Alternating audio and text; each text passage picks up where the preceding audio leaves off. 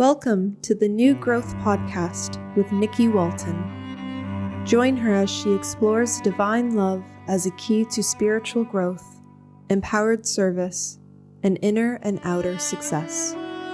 If you'd like to support Nikki's podcast, please visit BeHereNowNetwork.com/Nikki. Hello, everyone. Welcome back to another episode of New Growth. I am your host, Nikki Walton, and today we are continuing with the teacher series with my new friend, Satpal Singh. He is absolutely an amazing teacher that you can find on Instagram at nanak.nam. I actually came across him a few months ago, I believe it was. I always tell you guys to not get on Instagram in the morning, but if you are using Instagram regularly and if you are scrolling in the morning, it's really powerful to make sure you're following empowering and enlightening people so you can come across their accounts and remember to stay anchored in your love and in your peace. And I don't really remember, I think it might have been a friend that started sending me beautiful posts that were from their page before. And I came across a video, I believe on my own, and it was so powerful that I actually transcribed it myself and put it in the caption of several posts now, like maybe 2 or 3 posts. And I'm going to read it to you. So if you're somewhere safe, like not driving, and you're comfortable, I'd prefer you close your eyes and just kind of marinate in his words. I'm going to try to deliver it the way that he did. These are his words verbatim. I just typed them up for Insta. So here we go. If we close our eyes, you will see that after your thoughts, behind your mind, behind your identity, there's something there. There's a presence. We like to call that presence me. I am there. And if you close your eyes, you will see that it's like a person in the room. The room isn't empty. There's somebody in the room. We call it me. That's your life energy. That's the very thing that's alive inside you. And this aliveness is what some people call consciousness and what some have called God. It's permanently switched on, and it wasn't born when the body was born. It's always happy. It doesn't need anything more to become happy. But Maya doesn't let us look at this something, since it's a delusion that the physical world is the ultimate reality. So Nam is saying, don't look at the material world. There's something behind the material world. Focus on that. Focus on where the material world came from. Nam Simran is constantly reminding us, don't get lost in this game. And you notice that this game is very easy to get lost in, right? Why?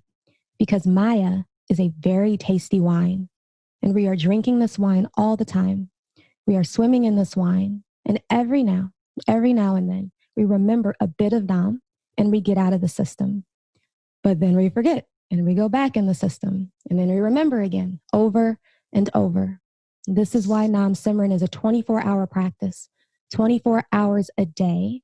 What you're meditating on is, this is not real. This is not reality. Ram Nam is the real reality. Waheguru, that which is behind Maya is the reality. Maya itself is not the reality. So it is giving you a new habit. We are meditating every day, but what we are usually meditating on is Maya. Nam is giving us something new to meditate on that is beyond Maya. It is telling us to meditate on that which is behind Maya, the essence, the real reality, that creative energy that created the Maya itself. This aliveness that is neither your body nor your mind. It's that light bulb inside the house that's just switched on. Nam is reminding you that this is the essence of who you are, and this is the essence of everything. That's so powerful. I hope that was as powerful for you as it was for me. For me, I had been practicing mantra, actually a repetition of the divine names, like for many years off and on. And to hear it described so eloquently, and I mean, it's spot on. So I'd love for you, first of all, to welcome you to the show, and then for you to just kind of expound upon those beautiful words that you shared with the world. Hi, Nikki. Thank you so much for welcoming on the show. I got goosebumps just listening to that myself. And I always say that I'm not the teacher. in my tradition, there is only one teacher, which is the wisdom itself. And we are all the students. So I always say that I'm not the teacher of this wisdom. I'm simply relaying how the wisdom has impacted my life. And if anything that I can say can help someone else, then that's the power of the wisdom itself. That's not me. So. You're transparent to the wisdom. It's flowing through that instrument. I think what it is that the wisdom is constantly having an impact on my own life. I'm constantly forgetting, and I'm constantly leaning into this wisdom and saying, what do I need to do? How have I forgotten what the best way to live and the best way to think is? And then I'm reminded by this wisdom again, and I'm like, oh yeah, that's what I forgot to do. So like the wisdom really is something that's not something that I create in any way. It really is an entity in its own right. And it's this timeless, beautiful wisdom that's always been there. And I love to say that there are so many problems in the world right now. So many people are dealing with issues to do with mental health and anxiety. And what I always like to say is, human beings, we have solutions to this. Human beings have worked out the solutions to these problems. And unfortunately, this wisdom just seems to be locked away. And we like to lock it away in this horrible word called religion. Yes. And as soon as we do that, what you do is you package the wisdom with a whole bunch of other rituals and practices, which are all meant to help you understand that wisdom. But people get lost in the practices and the traditions, and somehow the wisdom gets lost. And my effort is always to just try and help people understand that, hey, this wisdom is for everyone. It doesn't matter what you look like or what language you speak. The wisdom really is a wisdom about humanity and mankind's way of thinking. Yeah, making it accessible. It sounds like that's what your mission is, to make this wisdom accessible to everyone, to meet them where they are. Absolutely. And to just show mankind that we have the solutions to a lot of our own problems. And we're the creator of a lot of our own problems. Yes. But we also have the solutions there. It's already there. And we just need to do a better job of helping each other and sharing this wisdom. Excellent. So tell me, if you were speaking with somebody that is not affiliated with any religion and they're looking for peace in these very, very uncertain times, these scary times, what would be your first, like your go-to practice or teaching that you would share with them to help them find that peace that's not tied to stuff out here, to Maya? Yeah, I think this is such a common problem that we face. And one of the first things that we do is we start focusing on the things in our life that are missing. And we give so much weight to that one thing which is missing that we forget all the other things that we have in our lives. And I always just like to remind people that just take a moment whenever you feel like you have this negative thinking and these negative thoughts that are building up. Just take a moment, learn a practice that allows you to just go back and look at what you actually do have in your life. And most people take things that are so fundamental for granted. Like if you woke up in a bed, that's amazing. Exactly. If you have a comfortable bed, if you have food in the fridge, if you went and switched the light on and the light came on, or you turned the fan or the air conditioning on, all of those things are things that you've just completely forgotten. And think about the perspective. Think about your problem. And now think about if all these things were missing as well. If these things were missing, how important would your problem be in life? And that's not to take away some real issues that people are going through. And it's such a difficult time right now. I mean, we can't even imagine. People are worried about losing loved ones, losing their jobs. How are they going to pay their bills? Are they going to be able to still live in their homes? There's a lot of problems that are going on. But I always say that when you have a problem in life, what you end up doing is you end up creating two problems. One is the actual external circumstance itself, which you can't always deal with straight away. But the other is your emotional response to that. And so when we create two problems, we always focus on the outside. What's the problem out there that somehow needs to just go away? And what I remind people of is, hang on, what's the problem in here first? Let's just kind of work on trying to deal with your emotional response. If you deal with your emotional response in a better way, then you can kind of clearly see what that problem is. You're not so worried about the thoughts that are running in your head. You're able to sit back and be a little bit clear and think, right, what do I need to do to solve this problem? But you're not having that emotional turmoil that's going on within you. So learn to deal with what's going on within you first. And how then does that look? How does that specific thing look? The women that I work with all the time, we're always talking about, a lot of them have found that peace within, through practicing for many, many years, and they're able to recognize it. But in those moments of turmoil, when that energy inside, that turbulence is really, really, really significant, it feels like it eclipses, and I'm speaking for myself as well, it feels like it eclipses that peace. So how does that look for you? Like where you are, like how do you experience peace in the chaos inside? And I think for me, it's really about creating a daily habit of bringing yourself back into that peace. I use the analogy that it's like learning how to swim. You don't want to learn how to swim the day you fall in the pool or the day you fall in difficult waters. Yes. You need to learn how to swim every single day so that when difficulty comes, you know how to swim across. And the same is true for practicing peace. Like every day we need to practice being in a state of tranquility and stillness and calmness within us. And what it allows you to do is it creates this baseline within you. I call it your new default. Like most of us who don't have a spiritual practice, the default state is to be in the mind, always worrying, always thinking, always listening to the first thought that your mind says and believing it. Believing it. I saw this amazing post on social media that says, don't believe everything you think. Yep.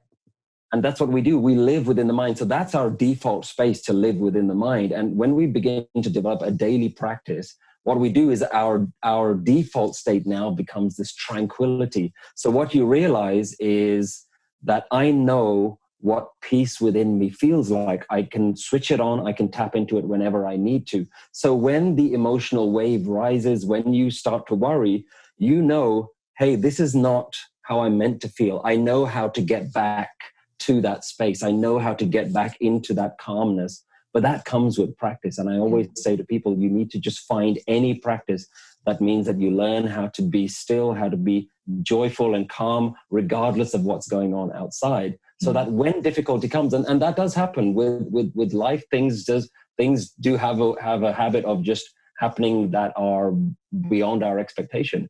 But what we realize then is I don't have to always live with it in that emotion. And that doesn't mean that you're never going to feel stressed or you're never going to get angry.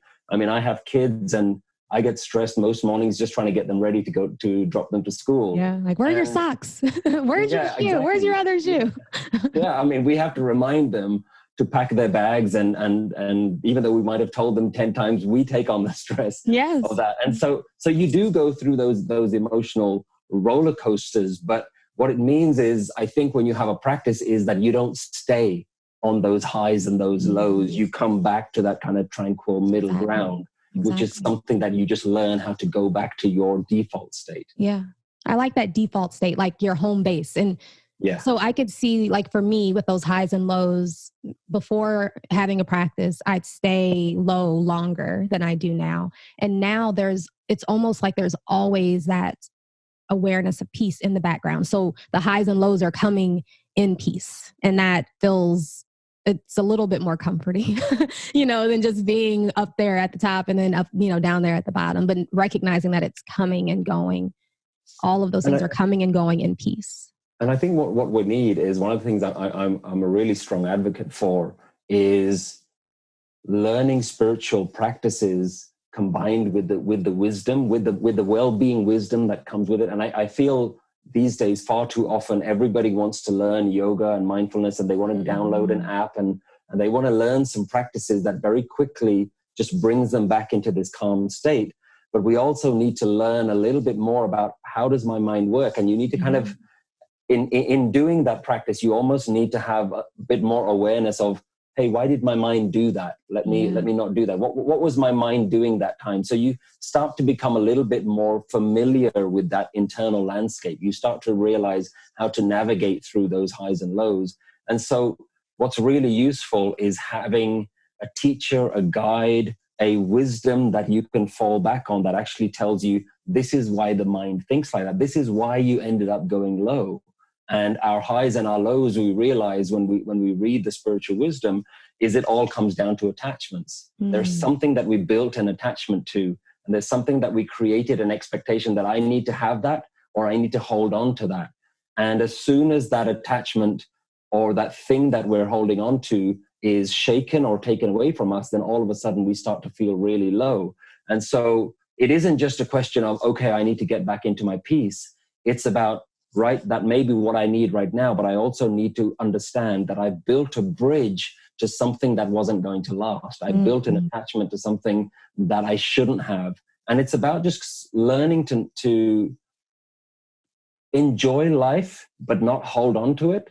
And just celebrate the things that you have and enjoy all of the pleasures that you have in your life and all the comforts that you have, but not to build this unrealistic expectation that this is going to last and all these things need to stay where they are in order for me to be happy.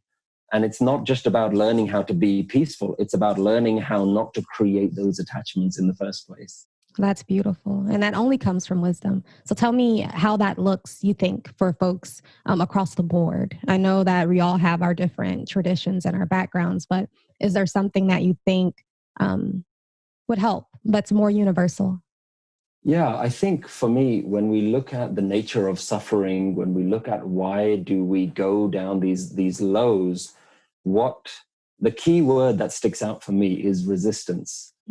And one of the things that I've learned that's a universal truth with all human beings is we hold on to things. And when they begin to go, when things that we are in love with, people that we love, ideas, opinions, lifestyles that we fall in love with and we're attached to, when they begin to break, when those bonds begin to break, it's not the fact that things are going away that causes us harm. It's the resistance that the fact that they're going away. Yeah. We are resisting in our mind. We're not flowing with life. We're not just allowing life to flow as it is. There's a beautiful phrase that I absolutely love to live by, which teaches us the power of acceptance and reminds us how to be in acceptance. And the phrase is, if it comes, let it come. And if it goes, let it go. And I always tell my kids this. I've been teaching this to my kids ever since they were 1 or 2 years old. And I try and use little analogies like, I call it the Frozen mantra, because one of the most famous movies in animated movies was Frozen, and the most favorite song is Let It Go. Yes. And actually that's a mantra. Yeah. That's a mantra to every moment, let it go. Not because we have a pessimistic way of looking at life, because everything in life has to go anyway. Yeah. Everything is going. We're just not letting it go. Right. So don't hold on to anything. And telling ourselves stories, it shouldn't go, this shouldn't be happening, or right, I should get this thing in the future and it's not happening and now I'm hurting, Absolutely. Like, so we realize that the cause of suffering is actually just our mental narrative, is the story that's going on all the time. And this is why for me, Naam or mantra is so powerful, because what it does is it actually gives you a tool to override the internal story. Because but I always say that we're meditating all the time. That was the most powerful part in that quote. Like, we're always meditating on something, and usually it's Maya. And I'm like, I've never heard it put that way. And Maya, for you all that you don't know, it means like illusion, right? Yeah. So constantly meditating on things that are passing, and you're attached to them, and they're passing. And that's what they do. That was really, really powerful. So I take a simple example. If there's someone who has been unkind to you, who's been mean to you, who's said something that you don't like, what you realize is long after the argument, long after they've said it to you, you just keep playing that story again and again and again in your mind. And I try to remind people, hey, if you say you don't like that person, why are you meditating on them? Why is that person your meditation? That's become your meditation, just constantly repeating that story. And this is what I mean about when you follow a practice with a wisdom, you begin to start to understand, oh, this is how I think. My mind is constantly playing a story to itself, and I need to have the tools that override that story, because that story is simply the thing that's causing harm and causing me pain. I mean, you look at scientific studies now, and what they say is that when you have a trauma that happens in your life, I don't know if anyone's been unfortunate enough to be involved in a car accident, but one thing you'll notice is for the rest of that day and well into the night, you just keep having that car accident replaying in your mind all the time. And so what the scientific wisdom is telling us now is that your body doesn't know the difference between a trauma that's happening now or a trauma that just keeps playing in your mind. The same stress hormones are being released if you continue to have those traumatic thoughts going on in your mind. So what we're doing is we're prolonging the trauma that we experience for a short period of time. We just keep that going. And it's completely natural. It's not to blame anyone. That's just how the mind works. And so if you can then learn the power of using words, because your mind is always using words anyway. Your mind is just having a story all the time. And if you know how to use words to override that story, then those words now become the tool that bring you back into that tranquility. Yeah. So that's what Naam and mantra does for me. It just allows me wherever I am, because this is amazing. I don't have to be sitting down to do it. I don't have to close my eyes to do it. I'm sitting on the train on the way to work, and I'm just reciting a mantra, and it's driving the car in the grocery store. Yeah. Anytime. And I'm just walking around. And in fact, it's one of the most blissful experiences when you're just walking around and you have that going on. And today with technology, we're so lucky. At any point, I can just put my headphones on and I can just put something on, some mantra music, some meditation music, and it just brings me back into that state. And I feel so fortunate to be able to access this powerful tool that's just available to us all the time. And even if you don't have to sit down and do it and take out 20 minutes of your day, you just start your day and start doing it. Even I always tell people when you're brushing your teeth in the morning, or you're taking a shower, you'll notice your mind is just lost in some random thought, and it doesn't need to be. And you can use a mantra to just bring you into the present moment and say, can I just be present and enjoy everything that's happening at this moment? I don't need to be planning a holiday or thinking about work, or, starting my day by opening my emails and checking social media. I don't need to do that. My mind has got enough going on as it is. So it's just having these practices and the tools that kind of bring you back into your equilibrium. Yes. And doing that regularly is so powerful. So for someone, the example you gave of someone meditating on someone that angered them, right? And they're constantly noticing thoughts about that. It seems like there has to be a certain level of awareness already there for them to bring in the mantra, to bring in a name or a sentence that they're repeating. How do you, I know it's like you just got to get in there and practice the swimming, right? But are there any tips for folks that they want to experience some more peace in their life, but just having to wake up that awareness, like to say like, oh, there are those thoughts that are causing me stress. Let me start my mantra. Let me interrupt with my mantra here. So there's two things that I always recommend when people say, I don't know how to meditate, I don't know where, I don't have time. And I always say there's 2 times in the day that you definitely have to meditate. That's 5 minutes when you wake up in the morning and before you get out of bed, and 5 minutes before you go to sleep. You get into bed and just give yourself that time, and you can practice just using using words that make you feel grateful for life. And I'm one of those people who I don't advocate any particular word or mantra. I always say, like, try whatever works for you, change it, use words that just phrases. I call it trigger words that just trigger that awareness again, and that trigger or remind you to be grateful, to be peaceful, to be calm. And if you just practice that on a daily basis, one of the ways that you can do it is, I recommend for absolute beginners to use thank you as your mantra. Just imagine what your experience of life would be if for 24 hours, you just had the word thank you just going on all the time in your mind. And not thank you for this or thank you for that, just thank you. And try that. That's such a simple way to start a mantra practice. That's why, so it might have been 2 years ago, I did a challenge on Instagram, and that was the whole challenge. That's why I knew, I like you so much. This is so awesome. We did, I think it was like a 7-day challenge where you had to keep the mantra, thank you, going all day, all your waking hours. First, as soon as you wake up in the morning, throughout the, brushing your teeth, taking a shower, driving to work, answering emails, anytime your full attention wasn't required.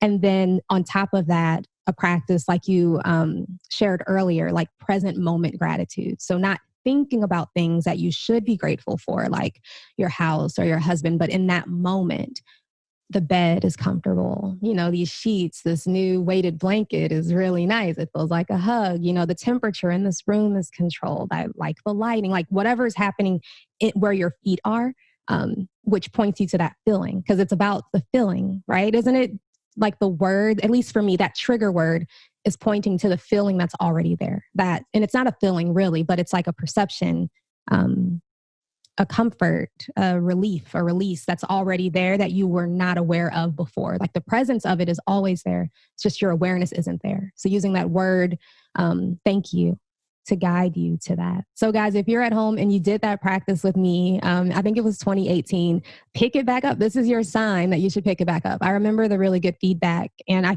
forgot about it until this very moment. That's so cool. So cool. Very much in alignment. There's another practice that I think works so well, which is around acceptance. And if we understand how, like I mentioned before, how acceptance is all to do with non-resistance, try a 24-hour challenge where for the whole day in your mind, you say, I'm not going to resist anything. I'm just going to accept everything that happens. And when you think about it, you think that sounds absurd. Like, surely there are so many things that are happening. But we realize that there are so many things that are happening, but our emotional response to them is always the first response. And I always say your first response isn't necessarily the best one. Mm-hmm. The first thing that your mind says isn't necessarily the best response. So you can practice for 24 hours, whatever is going to happen today. If there's traffic on the way to work, or if I'm late, or if something else, I'm just not going to resist. I'm just going to allow whatever's going to happen for the day, let it happen. And within reason, I think because the mind is so fickle, the mind, yeah. I can imagine so many people listening right now saying, hey, but what about this? And what about that? You can't accept everything. And our mind always likes to go for the worst case scenario. And what if this happens or that? And I'm saying, well, hang on, let's just try. Let's just try for the next day, see how many, the worst case scenarios happen very rarely in our life. And our mind tends to go for that. I'm saying, let's just take an ordinary day, the next 24 hours, and just resist. So if you're waiting for a delivery and it's not there on time, your mind is resisting. Oh, it should have been here by now. It's getting late. And you'll notice that frustration begin. And it's all because of the story. It's not because it's late. It's because the story that you're creating within your mind should be here. And the irritation that's going on in your mind. And what this 24-hour acceptance challenge does is it just says, hey, I don't need to start creating a little war and a battle going on in my head. Let's just ride it out. Yeah. Let's just see how it goes and let it come when it comes. It's going to come when it comes anyway. Your mental battle is not going to make it come any sooner. It's like they say that worrying is like a rocking chair. It gives you something to do, but it doesn't get you. Right. No, that's genius. That's genius. And it sounds like with this practice, it'd be very powerful because as you're actively letting go of resistance moment to moment, eventually, and probably wouldn't take so long, you'd recognize that acceptance is always already happening.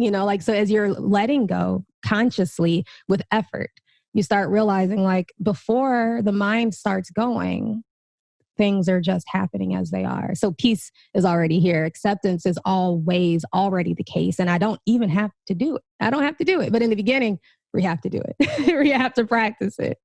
Yeah.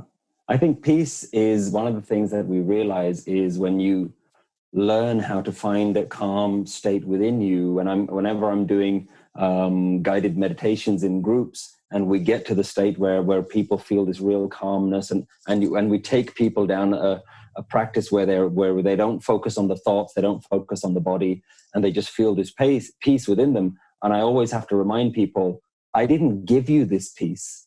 The peace is always there within you.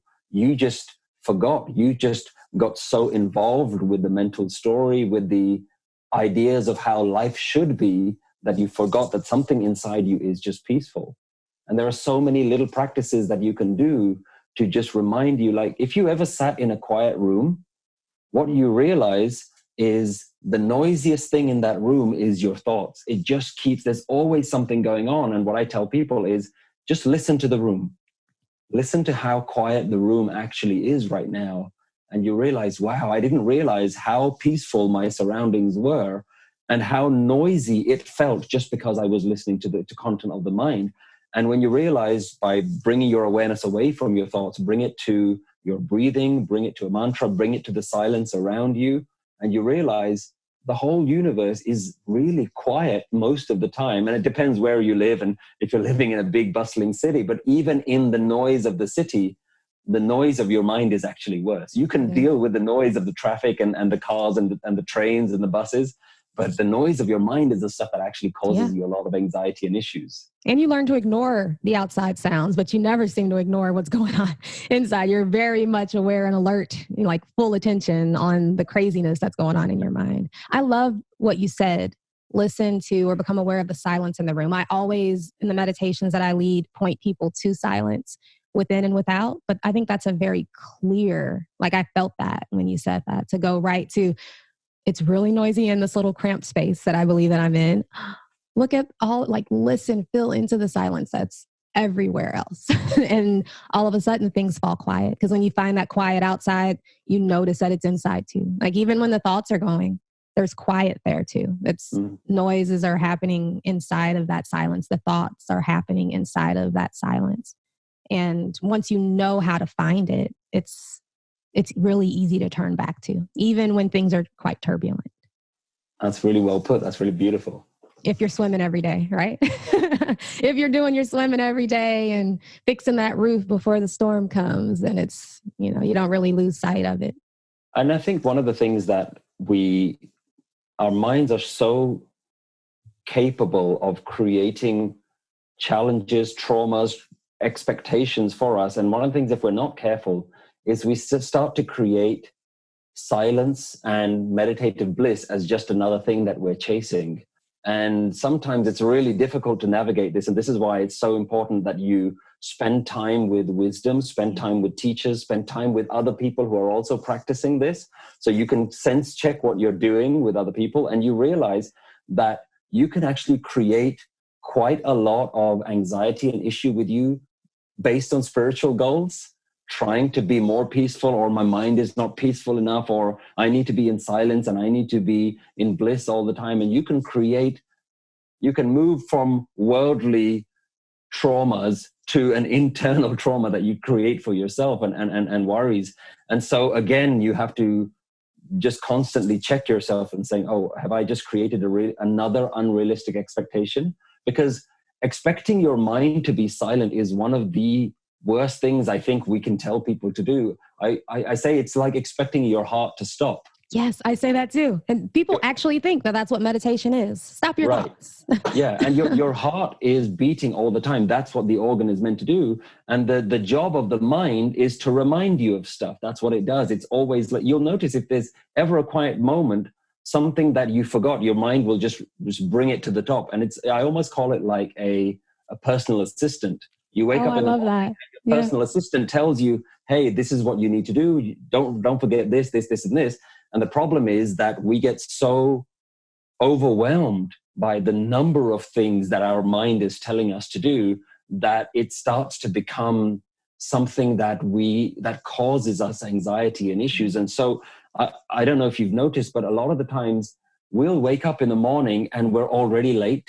We're already stressed. Like you should have woken up an hour earlier and now you're running out of time. And so you do create so much tension just by listening to the list that your mind is constantly giving you. It's like it's never ending. It's a never ending to-do list. And it's not about expecting your mind to be silent. It's about saying, okay, those things need to be done, but right now I'm just giving myself a moment. Exactly. Coming back not just have to go into that all the time and not have to be in that rat race all the time. Yeah, no, that's beautiful. I think, like you said, it goes back to, again, a practice of gratitude. If you can combine, guys, that gratitude with the mantra, especially if you've never done anything like this, you'll be well on your way to this, because you're triggering that feeling of true gratitude, which if if you're thinking about your to-do list first thing in the morning, you're not where your feet are. You're not in the present moment. You're worried about 2 p.m. And I'm talking for myself because I was looking at my calendar today when I woke up and I'm like 2, 3, 4, 5 o'clock calls, like back to back to back. That causes stress because you're not there yet. And when 2 o'clock comes, I'll be fine. I'll be fine. Just like I'm fine now. I'll be fine in that future now. So as soon as you recognize that stress, recognize that there's a thought that's saying, oh, this is coming. This is happening. This is going to happen. I'm not going to be ready. I need to prepare or whatever it is. I have too much to do. I have too much on my plate. They're just thoughts. And you see them as thoughts. And you just start to learn. And this is something that it's so important that when we talk about these things, we need to reiterate the point that, hey, look, we're going through exactly the same stuff as you. The reason that we can talk about it is because we go through the problems and then we remind ourselves of the wisdom that says, hey, go and get back into your reaching desperately clinging to the wisdom. Yeah, I did this once where I was on I was in a taxi heading to the airport and I was taking a flight to, I think it was LA or something like that. And in the taxi, I was already planning when I land, I need to do this and do this. And I've got a busy couple of days ahead. And I realized that just sitting there thinking about something that was going to come hours later after my flight, again, I was causing this unease within myself. And I had to remind myself, hey, wait a minute, you might not even make it. Like the taxi could just have a flat tire and you might not even catch the flight. And rather than that being a cause for more anxiety, it just allowed me to remind myself, hey, just enjoy this right now. Yeah. You're getting to go on a flight. You're getting to go and do what you love and you enjoy doing that. Just enjoy the journey. Enjoy the fact that you're going there. Don't think about something that's going to be further up. Just bring yourself back and just enjoy. And it just allowed me to realize that I don't have to always put my mind into the future. And this is what our mind is doing all the time. It seems to be incapable of just enjoying the now. Yep. It always has to go into an imagination of the future or relive some difficulty in the past. Like if you ever notice, you don't ever just sit there and relive pleasant memories. Very rarely do you do that. Most of the time you start reliving things about, oh, he shouldn't have said this to me, and hey, that guy owes me money, and this that was really embarrassing. You start either going into a very negative past, or you start thinking about a future that hasn't happened, and you create these expectations about, I want it to be like this, I hope it does this and this, and you start creating just this unease within you. And I use words like unease because you start to realize that what we're talking about is try and get back into a very healthy state. And you can start to use language like this and saying, am I well right now? At this moment, am I healthy? Am I in my healthiest state? And you'll notice that just from your breathing, if your chest starts to feel tight and if you're breathing very shallow breath and you say, no, I'm not in my healthiest state. And this is what I meant about going into your default. When you know how healthy you can feel, how relaxed and peaceful you can feel, how long just one breath can be, and how calming a single breath can be, you realize, oh, okay, I'm not in that state right now. Right, I just need to get back into my practice. Exactly. And I just need to go back into that state. And any word or wisdom that allows you to remind you, hey, thank you. Remember gratitude. Hey, remember thank you. Remember that there is peace within me. Whatever your mantra is, it really doesn't make a difference. Yeah. Peace is a beautiful mantra. That word itself is such a beautiful mantra. Just saying the word peace, you just bring yourself back. It just reminds you, oh, right, I'm meant to be in my peaceful state. That's who I really am. Right. And the thoughts and worries are always going to be there. Yeah. Yeah, exactly. Yeah. My my red flag is my stomach. It's almost like I'm holding my breath a little and it's tight. And so in the beginning, when I first started practicing, I realized that I'm like, when I'm lost in thought, my stomach is tight. And so now it's like, as soon as there is any tightness there, I don't even have to go and see like, what am I thinking? It's so instant, like, oh, stomach is tight. Peace is there. Stomach releases. Like, it's just a very natural way of being now. That's my new natural state. It is the natural state, but I'm aware of it as that now. And as soon as I'm just even slightly off to the right or left, I'm like, oh, where's the home base? And I can go right back to it. So if you have a telltale sign, like your leg taps or your jaw is clenched, some people hold tension in their shoulders. I do too, like your shoulders are up by your ears. Just relaxing, becoming aware of those things naturally relaxes it. And then you notice that those thoughts slow down for you too. And you can begin to think more clearly and effectively. We are running out of time somehow. Like this is so quickly. I know, but I want you to recommend any books. I have a couple that I want to recommend for people that are interested in learning more about mantra and just like for me, how I got into it and how I started back in I guess it was 2013. But I want to know if there are any that you'd like to recommend as well. It's really interesting that the reason that I started to do some of the things that I do and the work that I do full time now around teaching people the benefits of mantra, of Nam meditation, is because the mindfulness, wisdom, and the movement that was going on around the world seemed to be missing the Nam tradition that I'd been brought up with. So there's so much wisdom around the present moment. I mean, The Power of Now, phenomenal book by Eckhart Tolle. There's so much wisdom around being in the present moment, being aware of your awareness. I listen to these great teachers that we have right now, Muji and Rupert Spira and Eckhart Tolle, and these guys are phenomenal. But I realized that there was no one teaching the mantra wisdom. And I would struggle to find a book that is teaching that wisdom. Yes. And which is why what I strive to do is I'm doing a lot of work to go and look into my own tradition. My spiritual wisdom comes from a holy scripture called the Guru Granth Sahib, and that title could be translated into the manuscript of enlightenment.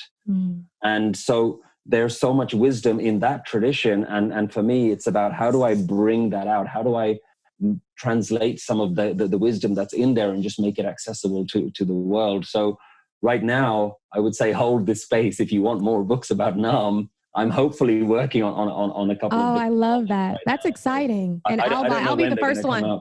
I'll be sitting outside the bookstore. I'm waiting because, your videos are very powerful. That quote I reread all the time. People have commented under that quote, this is the most powerful explanation of mantra I've ever seen. For me, when I first started my truer spiritual journey after my foray into law of attraction and things of that nature, I found Power of Now, of course, very early. But next was Polishing the Mirror by Ram Dass. And he very much focused on mantra. And so I started with a mantra. I don't remember what it was back then. It was probably one of the Hindu deities then.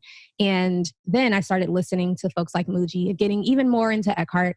And I'm like, wait, I'm thinking a thought, a name repeatedly. So which is right? And so then the mind it's just more and more congestion in the system. Should I be just staying with awareness and paying attention to awareness, or should I be repeating something?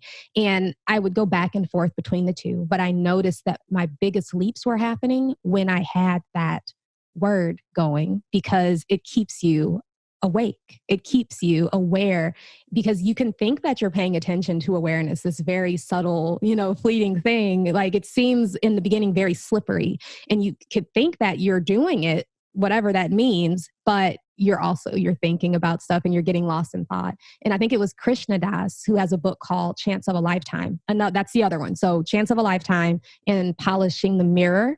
Another one is Be Love Now by Ram Dass, all from the same line of teachers.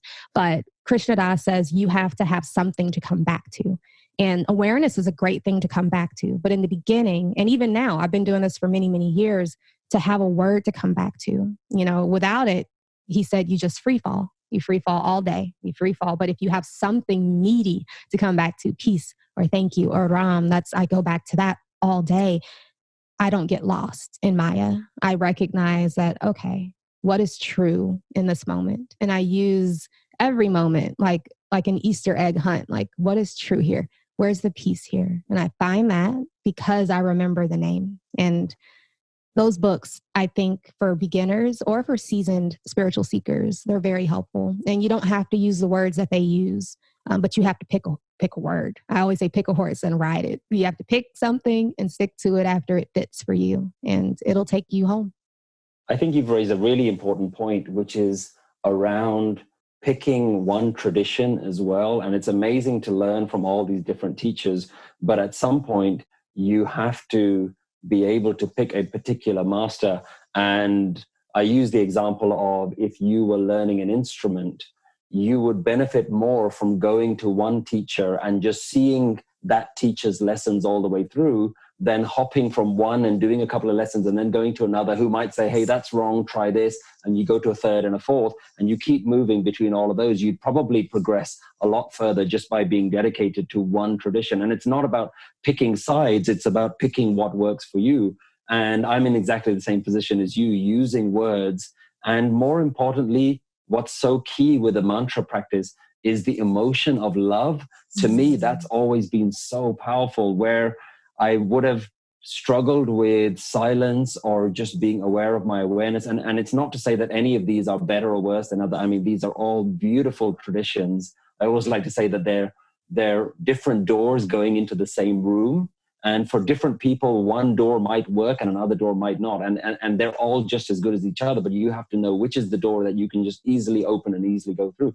And what I found for myself was love and mantra with love, and that emotion was just so powerful for me. And I think for me personally, music has always played a major role in my life. So I can use the power of music and meditation music and combine that with the emotion of love. And I feel like when I focus on love and use a mantra that brings me back into that space of love and peace, I genuinely feel like I'm back home. I feel like that's just where I exist. I come from a place of love, more so for me personally than I do from a place of silence or an emptiness. I come from a place of fullness rather than emptiness. There's a fullness to life where I can look at nature and just trees and birds and people, and I just feel this overwhelming emotion of love towards everything, not for individuals, but just for the whole system as it is, for life as a whole. And that just seems to work really well for me. So I recommend people, certainly read all the different traditions, try different things, but notice which one just feels natural for you, and be okay with if those practices work for a short amount of time for you. And after a while you say, hey, I need to evolve it. I need to change it. This is not something that you need to see as rigid. This is just you going back into your home. And sometimes doors get rusty and keys may not work and they need to be sharpened and your tools have to be refined. It doesn't matter. It just means whatever it takes for me to get back home into that peace and that love where I can see everything as beautiful and wonderful. Like one of the mantras that we use in Guru Nanak's tradition, which is the spiritual master of my tradition, he uses the word wow, which we call wahe, wah. And he goes, wow. Wow is his mantra. And he just uses that again, vah, vah, wow. And everything that you look at, wow. And that brings you everything is a miracle. Amazing euphoric phase, because everything that you look at brings you into that state of wonderment. I almost think of it like a baby just looking at life for the first time, looking at the world and going, wow, look at this. And for people who've just looked at the same thing their whole life, they think, oh, that's just a tree. But if you can look at it with the eyes of a baby, look at it with those fresh eyes, then everything and everyone has that element of wonderment, and you can have that. And when we talk like that, I'm aware that it could sound quite wishy-washy. It could sound like, for people, what's he talking about? That's not real life. Get back into the real world. And I'm almost thinking it's the opposite. This actually feels like the real world. This feels like the real space, and the stuff that's going on in your head, that's not the real world. Exactly. That's just a fantasy. That's just stories that's going on in your mind. If you can actually look at the real world and just look at it for what it is beautiful. And that's not to say that there isn't difficulties and there aren't people who are going to be really difficult and situations that are going to challenge us. But there is beauty in so much. I want people to get to a point where just breathing brings you into a state of wow. Yes. Just realize, if you just take a deep breath in and you realize, wow, I'm breathing. Like sometimes I've been blown away by what is breath? What is this? What is my body? Yeah. What is this stuff going on? I don't know if you've ever you almost have this kind of outer body experience. And I know children have this because you see babies doing this. They start to just look at the hand. Like, what is this? What is this? Wow. And children do this. And if you can do that as an adult, to just take a moment to appreciate, what is this? Like, it's not mine. I didn't create this body. Look at these legs. They move. And it sounds ridiculous. But the mind is like, they're legs. Duh. Yeah, they're legs. Your mind doesn't want to have that. Yeah. But if you can just overcome that and you experience the wonderment of every moment, you'll be in such a great space within you. And if you can just practice being into that, getting back into that space, then the difficulties of life really don't come close to where you are. Exactly. They don't seem to be able to touch you because you're just in this amazing internal space. Yeah. No, I love when you said you resonated more with fullness. That's a word I use a lot because that's how it's experienced here. That love, for me, the teachers that point to emptiness, and I'm sure that works for some. And I can become aware of that, but it doesn't feel like home. When I am home, I feel full. And it's like there's such a fullness of love that, like you said, when you look out at the world, you see everything in that love. So I always tell the folks I work with, you see everything from that feeling of love. You see with the eyes of love. So like you said, you're looking at a tree, but now it's like you're looking at the tree from love, in love, as love. And it transforms the way you interact with everyone and everything. And I think music plays a massive part in helping us get into this state, because for me, love and that fullness is just amplified when I'm listening to meditative music and when I'm listening to mantra music. And when I'm in that space, music, and again, it's just a personal thing because music has always been something that's been really personal to me and been really powerful for me. And even now, sometimes I'll notice that I just feel off. I don't feel quite right. Something doesn't feel right. I feel down, whatever it is. Yeah. And I've learned now, you know what, whatever it is, if you just switch this music on or this music on, I can bring myself out of that. Exactly. I can just snap out of it. And so music is a really big part of this love tradition. And I always say that what it's doing is it's allowing you to see the song of life. Life is a song. There's just the fact that the sun rises every day. Yeah. I mean, there's something beautiful going on about that. And the fact that there are birds that are singing and the trees are swaying in the breeze. It's like there's a song that's going on.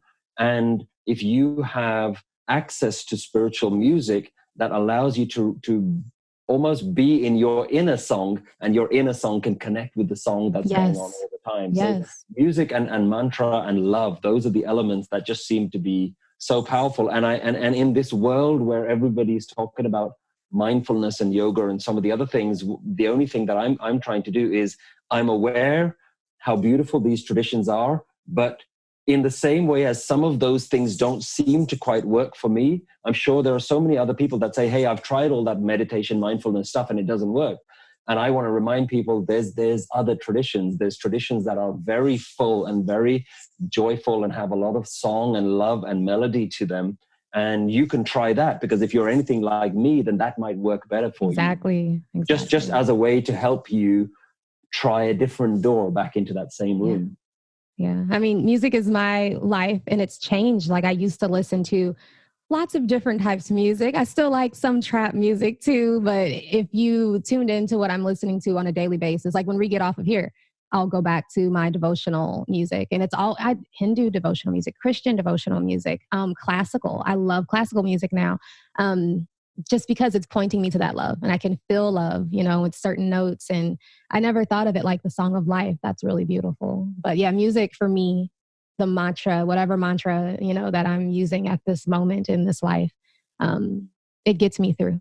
And like you said, nothing can touch you. Nothing can touch what you truly are. And I love what you said there, because you realize that it doesn't matter what tradition the music's coming from. It's love. almost that love. And if it's using a name a way to express love for the universe and for that universal life force, then it doesn't matter what word or what name you use. Exactly. And different times, different names will resonate with you. And I listen to all sorts of different spiritual music, and it doesn't matter what spiritual tradition you're listening to. All of the music is coming from that space of love. Yeah, absolutely. Yeah. And I can feel that. And there's certain artists where I can feel it tremendously. You know, it could be the same song. I've heard the same chant from different places, but there's just like the one, I'm like, oh, that's it. I could tell they were singing to love, singing from love, in love while those words are coming from them. And it points you back home every time. That's teachers too. You can tell when they're hooked up to source, when it's coming freshly from that place instead of just, you know, from the mind. Yeah. Can you tell everyone how to find you and what you're up to and how they can learn from you, from this wisdom through you? Yeah, I mean, I've been a couple of years ago. So my background really is in IT, and I've been on a journey of my own of trying to understand the spiritual wisdom of the tradition that I was born into. And I think about maybe 4 or 5 years ago, I realized that this was just something that I had to share and I had to spread in the world. And I just created a YouTube channel called Nanak Naam. And I did it in my spare time while I was, kind of going about my day job. And it was just something that I would be going to various places and delivering talks and lectures. And I just thought, hey, I'll just put it online and I won't think much of it. Just because there was a part of me that wanted to make this wisdom available. I didn't find too many people that were talking about it from the angle that I was. And you were so full, it was spilling over. You couldn't help it. That I just had to do. And I think when I realized that over the few years when I was doing it part-time, the impact that it was beginning to have on people, and when I realized how powerful this message was, and I always say it's not me, it's the message itself. And I was getting emails from people literally saying, hey, I was about to commit suicide and your video saved me.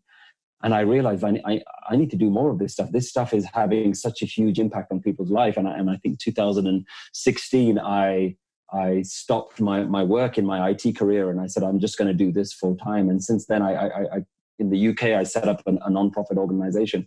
And this is just what I do full time now. And I'm on all the social media channels, predominantly on YouTube, but on Instagram and Facebook as well. And you can just search for Nanak Naam. And what that really, those two words mean, Nanak is the name of the guru, the teacher, the founder of this wisdom. And Naam is his message, the message of mantra, the Naam, the love mantra-based meditation. And you can just kind of Google those and see if anything resonates with you. There's so many videos and so many different lectures that I talk about things to do with the mind, to do with acceptance, about happiness, about life, about resistance, dealing with grief and loss, and all the different aspects of life in which Naam has helped me. And I just share that with the world. And I'm so blessed that I get an opportunity to talk to people like you and meet so many amazing people and just spread this amazing teaching.